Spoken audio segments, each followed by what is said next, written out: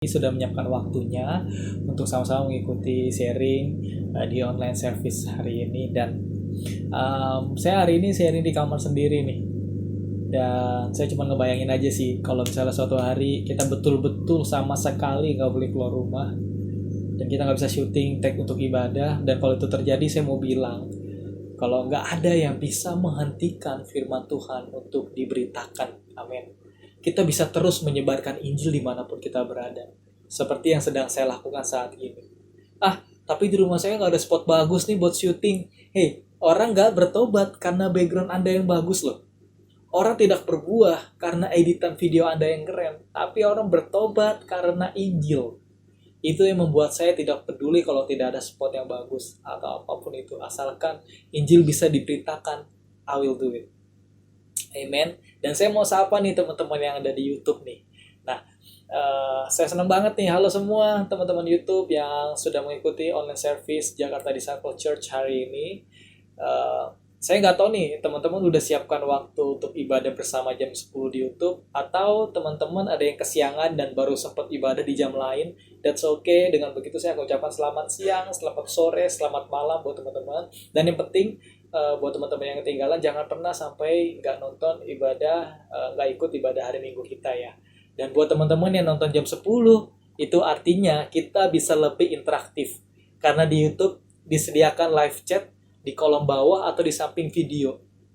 Dan saya mau tes nih buat teman-teman yang lagi dengerin saat ini. Boleh saya minta komentar Anda dengan ketik yes atau di kolom komentar. Dan kalau Anda senang hari ini bisa beribadah online bersama-sama, saya boleh minta jempolnya. Saya bisa komentar jempolnya atau bisa kasih emodep. Come on, bantu saya untuk bangun atmosfer buat khotbah pagi hari ini. Kita buktikan bahwa sekalipun ada jarak di antara kita, hal tersebut nggak bisa memadamkan api kita untuk belajar firman Tuhan. Amin. Dan kita semua sedang melakukan yang namanya social distancing. Tapi seberapa banyak dari kita yang bersyukur kalau kita tidak perlu melakukan spiritual distancing? Yes, gereja tetap berlangsung dan kita masih bisa worship. Dan seberapa banyak yang diberkati oleh pelayanan Ami dan Arif barusan. Seorang ibu hamil yang masih setia dalam keadaan seperti ini untuk melayani Tuhan. Boleh kita kasih tepuk tangan buat Ami. Kita kasih emo tepuk tangan dan sebut namanya. Kita berikan apresiasi buat mereka semua yang sudah melayani sehingga kita bisa mengikuti online service dengan baik gitu. Dan dalam keadaan seperti ini saya bersyukur ya. Dalam keadaan seperti ini saya bersyukur gereja nggak pernah kehabisan akal untuk tetap terkoneksi dengan jemaat. Kita baru aja mengikuti event malam minggu dan Girls Talk selama 2 minggu kemarin. Saya percaya teman-teman diberkati sekali oleh pesan dan kegiatan yang berlangsung di dalamnya. Dan tidak sampai di sana, seberapa banyak yang excited di beberapa waktu ke depan, gereja akan mengadakan pertemuan-pertemuan digital yang kami rancang untuk membangun kehidupan spiritual Anda. So, ikutin terus kegiatan kami, dan informasi lebih lanjut, teman-teman bisa follow di Instagram kami di @Jakarta Disciples Church. Dan mari sama-sama kita masuk dalam doa untuk mendengarkan kebenaran firman Tuhan. Kami bersyukur buat hari ini ya Tuhan. Kami masih dapat mengikuti online service. Kami siapkan hati kami yang terbaik untuk menerima taburan firman Tuhan. Berbicaralah karena kami siap untuk mendengar dalam nama Yesus. Amin. Dan saya akan bicara soal dampak dari kemurahan hati. Saya akan mulai dari Matius 5 ayatnya yang ke-7. Berkata demikian, berbahagialah orang yang murah hatinya, kalau mereka akan beroleh kemurahan. Memiliki kemurahan hati kepada orang lain ternyata bukan hanya perbuatan yang menyenangkan hati Tuhan, teman-teman. Perbuatan murah hati ternyata memberikan keuntungan yang besar bagi orang yang melakukannya. Dalam bukunya The Paradox of Generosity, Christian Smith and Hilary Davidson berkata bahwa kemurahan hati akan berdampak positif pada kebahagiaan, kesehatan, dan tujuan hidup dari orang yang melakukannya. Bahkan dikatakan pula, orang yang murah hati akan menerima kembali apa yang mereka berikan. Walaupun teman-teman, kita nggak boleh berharap sesuatu ketika kita memberi, Namun ini sama seperti prinsip tabur tuai. Ini sudah prinsipnya teman-teman, udah hukumnya teman-teman. Dimana yang menabur benih pasti akan menuai buahnya. Melepaskan sebagian yang kita miliki akan membuat hidup kita berbuah, teman-teman. Generosity atau kemurahan hati tentu nggak melulu bicara soal uang atau materi, tetapi kita bisa bicara dalam banyak hal lainnya. Karena pada dasarnya gini, generosity itu selalu bertujuan untuk membuat orang lain menjadi lebih baik dari sebelumnya. Dan membuat orang menjadi lebih baik dari sebelumnya tentu bisa kita lakukan dengan banyak cara gitu. Seperti membagikan waktu dan apa yang Anda ketahui, knowledge Anda. Dengan membagikan hal tersebut bisa juga membuat orang menjadi lebih baik dari sebelumnya gitu. Dan kemurahan hati adalah sebuah sikap hati yang sehat, teman-teman, dan merupakan jalan menuju kebahagiaan yang dicari oleh banyak orang sebenarnya. Banyak orang yang hidupnya cuman kefokus dalam 3, yaitu me, myself, and I gitu. Ditambah dalam kondisi seperti ini, beberapa orang mulai sulit memikirkan orang lain akibat tekanan yang luar biasa yang terjadi atas dirinya gitu. Tapi saya mau kasih tahu, kalau Tuhan kita sudah memberikan contoh untuk menjadi generous, seperti pada doanya di Getsemani, waktu dia minta cawan ini berlalu, dia tutup dengan perkataan seperti ini, bukan kehendakku yang jadi, namun kehendakmu yang jadi. Di masa-masa tersulit dalam hidup dan pelayanannya, dia tetap generous dan tidak egois memikirkan dirinya sendiri. Dia tetap memikirkan orang lain dengan membuktikan perbuatannya, yaitu mati di atas kayu salib. Di tengah-tengah tekanan yang luar biasa, dia masih sempat mikirin orang lain. Bukan kehendakku, bukan kemauanku, tapi kehendakmu yang jadi, Tuhan. Nah, itu hebatnya Tuhan kita. Dan saya bisa sebut banyak ayat di kitab Rut 2 ayat 2, Nehemia 2 ayat 8, Yeremia 3 ayat 12, Mazmur 30 ayat 5, Matius 5 ayat 7, Matius 20 15, Lukas 6:36, Yakobus 5:1, Korintus 13, banyak sekali ayat yang kalau saya sebutkan sekarang itu nggak akan menghabiskan banyak sekali waktu, dan waktu saya nggak cukup. Tapi biar saya rangkumkan saja pembahasan generosity pada ayat-ayat yang saya sebutkan barusan. Yang pertama adalah murah hati adalah respon atas anugerah dari Tuhan, respon dari anugerah keselamatan dari Tuhan. Yesus kan udah kasih contoh, ya seharusnya kita mensyukuri pengorbanan Yesus dengan meneruskan teladannya. Kita nggak perlu mati dengan cara yang sama, kita nggak perlu disalib, tapi kita bisa berbagi dengan orang yang saat ini sedang membutuhkan. Sama seperti Yesus yang mati bagi orang yang membutuhkan keselamatan, yaitu Anda dan saya. Dan murah hati tidak berdiam diri saat melihat orang lain membutuhkan. Seperti yang Mei bahas minggu kemarin, it's amazing message yang dia sampaikan, dan kesimpulannya adalah kasih tanpa perbuatan sama aja omong kosong. Sehingga bisa saya simpulkan bahwa murah hati adalah kasih yang ditunjukkan dalam perbuatan. Dan murah hati adalah berarti mau terlibat dalam penderitaan orang lain karena tak kuasa meninggalkannya. Kita tuh gak tega lihat orang tuh kesulitan, kita tuh gak tega sehingga kita mau bantu orang itu. Itu tuh murah hati. Dan murah hati itu adalah kesediaan untuk menerima dan memaafkan dan memulai sebuah relasi yang baru dengan tidak memperhatikan latar belakang yang dibayangi dendam. Ini juga merupakan salah satu bentuk generosity, yaitu pengampunan. Ya, ini menarik sekali ya, karena murah hati itu nggak melulu bicara hal-hal yang kelihatan gitu. Nah, murah hati juga bicara soal pengampunan kepada orang yang bersalah kepada kita. Menjadi murah hati dalam hal ini tuh nggak mudah. Tapi kalau teman-teman sudah memberi banyak, Anda sudah lakukan banyak, tapi Anda nggak mengampuni orang lain, Anda belum generous dalam area ini. So, siapa yang belum Anda maafkan, ini adalah saat yang tepat untuk Anda generous, untuk memberikan maaf pengampunan kepada orang lain. Nah, murah hati adalah tindakan yang tulus. Murah hati itu nggak pernah ya ngungkit-ngungkit tindakan yang udah kita lakukan sama orang lain gitu. Karena begini, kalau kita sudah berbuat sesuatu yang baik kepada orang lain, terus kita ungkit lagi, apalagi kita menuntut balas, itu akan jadi percuma nantinya. Coba ingin deh kalau kita minta tolong gitu sama orang lain, suatu hari orang tersebut mungkin ke kita gitu, pasti kita akan jengkel dan nganggep eh, dan nyesel banget gak sih nerima bantuan dia saat itu. Akhirnya yang ada di pikiran kita cuma apa, tau nggak, suatu hari kalau gua bisa ganti, gua akan ganti supaya lu nggak ungkit-ungkit lagi apa yang pernah lu kasih ke gua. Akhirnya bukannya jadi berkat, malah jadi apa, jadi kutuk. Nah, pentingnya buat teman-teman sadar ya bahwa kita nggak boleh, ingat ya, nggak boleh ungkit-ungkit kebaikan yang sudah kita lakukan buat orang lain. Oke. Nah, selanjutnya adalah murah hati adalah tindakan yang tidak didasari perbedaan ras, suku, agama, politik, atau kepentingan pribadi lainnya. Nah, ini dia teman-teman. Mulai saat ini kalau ngasih jangan lihat ras, suku, apalagi agama. Karena firman Tuhan katakan gini, kasihilah sesamamu manusia. Bukan kasihilah sesamamu Kristen.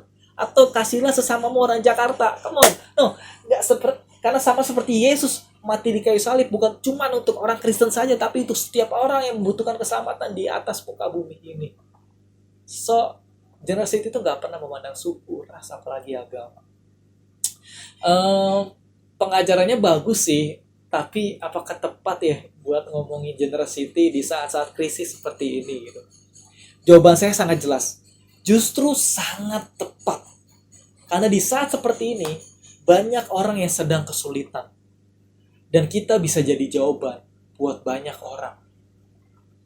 Sebentar, Ken. Tapi maksud gue, ini tuh lagi susah. Gue sih mau praktek, tapi kayaknya susah deh kalau sekarang. Gimana kalau kita tunggu COVID-19 ini selesai, kerjaan gue bagus, usaha gue rame, dan lain sebagainya, nanti pasti gue praktek generous. Kalau Anda adalah orang yang berpikir seperti ini, oke, let me help dengan apa yang bisa gue share hari ini. Teman-teman siap? Kalau teman-teman siap, teman-teman bisa komentar. I'm ready, saya siap, I'm so excited. Oke, here we go. Seberapa banyak yang pernah nonton Do It Yourself, Hacks for Your Home, atau anything yang teman-teman bisa nonton di YouTube, atau teman-teman pernah nonton di platform lainnya? Teman-teman seru nggak nonton kayak gitu? Teman-teman nonton buatan tangan orang yang kok bisa ya jadi kayak gitu, bisa lebih simple, bisa lebih murah gitu. Mereka sangat kreatif dan gak sedikit yang terinspirasi dengan karya-karya mereka sehingga bermanfaat buat orang lain gitu. Karena kadang ada yang terkendala dana karena mahal, tapi karena ada yang kreatif bikin homemade-nya gitu dan bikin buatan tangan sendiri, akhirnya jadi lebih murah gitu. Nah, contohnya gini deh, waktu itu saya lagi nyari alat-alat kamera ya. Karena saya tahu beberapa waktu ke depan saya akan syuting khotbah sendiri di rumah gitu. Saya lagi cari, salah satu yang saya cari namanya Teleprom. Nah, Teleprom itu saya cari alat ya buat baca teks di kamera supaya lebih gampang gitu sharingnya. Saya cari alatnya mahal-mahal, ternyata 2-3 juta, itu pun udah merek-merek murah gitu ya saya cari gitu. So, wah mahal juga ya. Tapi setelah saya cari-cari, thank God orang Indonesia ada yang bikin homemade-nya, dia buat tantangan sendiri.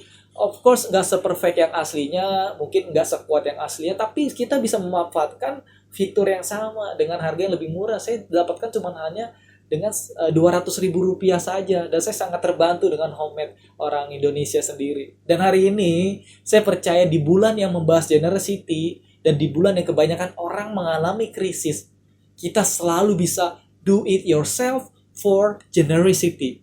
Dan saya beri judul khotbah saya hari ini adalah Generosity Hacks. Itu artinya kita masih bisa murah hati dalam keadaan seperti ini. Saya percaya, hanya terkadang kita nggak tahu caranya. Here we go. Ada 3 cara untuk menjadi murah hati pada masa seperti ini. Saya mulai dengan Ibrani 10 ayatnya yang ke-25. Berkata demikian. Janganlah kita menjauhkan diri dari pertemuan-pertemuan ibadah kita, seperti yang dibiasakan oleh beberapa orang. Tapi marilah kita saling menasehati dan semakin giat melakukannya menjelang hari Tuhan yang mendekat.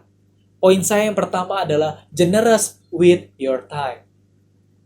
Dalam kondisi seperti ini, kita mendadak menjadi banyak sekali waktu. Mungkin ada yang terpaksa cancel jadwal liburan, ada yang working from home, ada yang libur sekolah, gak tahu sampai kapan. And I know itu terdengar bad buat beberapa orang tua, tapi buat anak sekolah, come on, ini adalah liburan terbaik sepanjang masa, right? Dan ada yang setiap hari ketemu pacarnya, tiba-tiba jadi LDR gitu kan. Apapun itu, dalam masa seperti ini, kita tiba-tiba punya banyak sekali waktu untuk digunakan. Ada yang memanfaatkan waktunya buat nonton Korea atau anim seharian. Halo, coba colek teman-temannya di komentar ya, buat isengin temennya tuh yang lagi suka nonton drakor, anim-anim yang bisa berjam-jam sampai bergadang. Ada yang menggunakannya untuk baca buku, good job. Ada yang pelajari skill baru seperti bahasa atau belajar memasak. Nanti tiba-tiba pas ibadah jadi sih udah dimulai lagi, pada ngumpul, terus pada datang pada pakai topi chef gitu kan. Terus besoknya muncul di Master Chef gitu kan. Waduh, udah mendadak anak-anak JDC udah jadi chef semua gitu gara-gara pada belajar masak. Dan ada yang mendadak tiba-tiba jago jualan dan lain sebagainya. Tapi saya mau tanya sama teman-teman, apakah kita sudah menggunakan waktu kita buat orang lain? Tahukah Anda bahwa kita sangat bersyukur hidup di era yang begitu maju secara teknologi? Saya sendiri nggak kebayang kalau COVID-19 ini terjadi pada tahun 80-an. Kita semua akan kesulitan tentunya. Thank God for the technology. Dan kabar baiknya adalah kita tetap bisa membagikan waktu kita lewat teknologi. Seperti kita pakai Zoom, Google Hangout, WhatsApp Call, dan lain sebagainya. Kita bisa mulai dengan berkumpul dalam digital dengan keluarga kita. Atau sahabat kita, atau teman lama yang udah nggak ketemu, hanya sekedar nanyain kabar, atau mungkin kita bisa saling nasihati seperti di Ibrani 10 ayat 25. Karena mungkin saja di saat seperti ini ada orang-orang yang butuh nasihat tentang masalah yang sedang terjadi. Atau sekedar cerita jadi tempat buat curhat. Atau mungkin ada orang-orang yang sedang butuh perhatian. Sedang butuh orang yang bisa nanyain kabarnya gitu. Hal-hal sederhana tersebut bisa jadi berkat buat orang lain gitu. Dan yang kedua, saya bahas dari 1 Petrus 4 ayat yang ke-10 sampai 11. Layanilah seorang akan yang lain sesuai dengan karunia yang telah diperoleh tiap-tiap orang sebagai pengurus yang baik dari kasih karunia Allah. Jika ada orang yang berbicara, baiklah ia berbicara sebagai seorang yang menyampaikan firman Allah. Jika ada orang yang melayani, baiklah ia melakukannya dengan kekuatan yang dianugerahkan Allah. Supaya Allah dimuliakan dalam segala sesuatu karena Yesus Kristus. Dialah yang punya kemuliaan dan kuasa sampai selama-lamanya. Amin. Yang kedua poin saya adalah generous with your talent. Generous with your talent. Dan bermurah hati lewat bakat Anda mungkin bisa bicara soal kemampuan yang sedang Anda miliki saat ini. Dan mungkin Anda memiliki kemampuan dalam bermusik, mungkin Anda punya kemampuan desain, memasak, bisnis, dan lain sebagainya. Anda tetap bisa bermurah hati dengan kemampuan Anda. Gimana caranya? Mungkin Anda bisa berbagi dengan gratis kepada orang lain lewat kemampuan Anda. Misalnya, Anda seorang fitness coach ya, yang biasa dibayar per session. Anda bisa bagikan pengalaman coach Anda lewat media online, sehingga orang lain tetap bisa berolahraga di rumah dengan gratis. Ya. Atau mungkin Anda seorang chef atau sekedar hobi masak. Anda mungkin bisa membagikan resep atau tips memasak sehingga orang lain bisa belajar dan memiliki keterampilan memasak selagi di rumah. Atau mungkin Anda seorang teknisi. Anda mahir membutuhkan berbagai macam hal. Anda bisa betulin apa aja. Anda bisa membagikan jasa Anda membutuhkan peralatan elektronik dengan gratis. Dan kalau Anda bisa melakukan hal tersebut, menurut saya itu merupakan cara lain untuk menjadi berkat dan tetap bermurah hati. Ya. Jika Anda guru bahasa Inggris misalnya, atau sekedar ahli dalam bahasa, Anda bisa membuka kelas bahasa gratis buat yang mau belajar. Sehingga mereka tetap bisa mengasah skill mereka, sekalipun mereka terkendala ekonomi pada saat-saat seperti ini gitu. Dan teman-teman perlu tahu, saya bisa sebut lebih banyak lagi. Tapi saya yakin teman-teman udah ngerti maksud saya. Dan setelah mendengar ini, apakah teman-teman terinspirasi untuk membagikan kemampuan Anda kepada orang lain dengan cuma-cuma? Atau bukan bicara soal kemampuan, mungkin teman-teman punya resources yang bisa memberkati orang lain. Seperti yang pernah saya lakukan beberapa hari yang lalu. Saya membagikan lesson online bahasa Inggris saya kepada orang lain yang membutuhkan secara gratis. Dan kedepannya saya akan bagi-bagi buku juga kepada orang lain. Itu yang bisa saya lakukan. Gitu. Dan yang ketiga yang akan saya bahas adalah dari 2 Korintus 8 ayatnya yang ke-7 berkata demikian. Maka sekarang sama seperti kamu kaya dalam segala sesuatu dalam iman, dalam perkataan, dalam pengetahuan, dalam kesungguhan untuk membantu, dan dalam kasih-Mu terhadap kami, demikianlah juga hendaknya kamu kaya dalam pelayanan kasih ini. Poin saya yang ketiga adalah generous with your blessings. Generous with your blessing. Saya sangat yakin ada orang-orang krisis yang dalam keadaan seperti ini sedang mengalami PHK. Kehilangan pekerjaan, usaha bangkrut, tekanan dengan cicilan bulanan, tanggung jawab keluarga, harus kasih ke orang tua, beli susu anak, dan lain sebagainya, you name it. Di sisi lain, saya juga percaya tidak semua dari kita mengalami krisis dalam situasi ini. Mungkin Anda adalah orang yang masuk dalam favor of God. Mungkin Anda masih bisa bekerja dan Anda bukan korban dari PHK. Mungkin Anda tidak bekerja, tapi Anda masih bisa mendapat income dari usaha-usaha yang lain. Atau mungkin usaha Anda masih sangat diberkati. Atau mungkin Anda menemukan cara baru atau jalan lain untuk berkelimpahan dan menemukan cara lain untuk mendapatkan uang. Jika Anda adalah orang-orang ini, maukah Anda mensyukuri berkat Tuhan dengan peduli terhadap sesamamu manusia? Mungkin Anda kenal dengan orang-orang yang kesulitan. Anda bisa menawarkan bantuan dengan kemampuan yang Anda punya. Mungkin tabungan Anda masih berkelimpahan. Anda masih bisa menabur dengan orang yang membutuhkan. Atau mungkin di rumah masih banyak persediaan rumah. Anda bisa menawarkan dengan orang yang membutuhkan. Beberapa waktu lalu, seorang teman, kami berbicara, kami ngobrol, dia memiliki cukup banyak persediaan makanan di rumah. Dia memiliki sangat cukup. Tapi dia bersyukur bahwa pemerintah masih memberikan bantuan kepada keluarganya berupa beras dan bahan kebutuhan pokok lainnya. Dan saya sangat senang mendengar keputusan teman saya tersebut. Dia bilang, gue masih banyak banget nih makanan di rumah, masih sangat cukup. Dan gue dapat bantuan. Gue rencana bantuan ini bakal gue kasih ke orang yang butuhkan.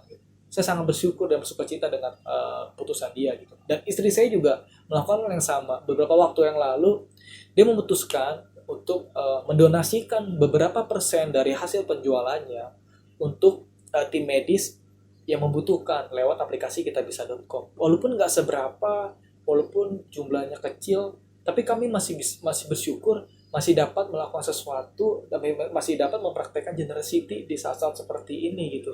Percayakah teman-teman, yang sedikit ini kalau dilakukan oleh banyak orang, maka lama-lama akan menjadi bukit. Ya, sedikit ini kalau dilakukan oleh banyak orang, maka lama-lama akan menjadi bukit. Dan saya lihat gereja kecil, gereja besar, udah hampir nggak ada bedanya. Udah hampir nggak terlihat beda. Karena semua harus online di depan layar smartphone, dan lain sebagainya. Dan saya berpikir gini, mungkin ini adalah tes dari setiap pembelajaran kita selama ini di gereja. Generosity itu butuh banyak contoh, teman-teman. Generosity itu butuh banyak teladan. Kita sebagai orang percaya, sudah seharusnya memancarkan terang bagi dunia yang sedang membutuhkan. Kita udah nggak butuh lagi sebenarnya dikhotbahin. Lihat gereja-gereja, mimbar semua udah di lockdown.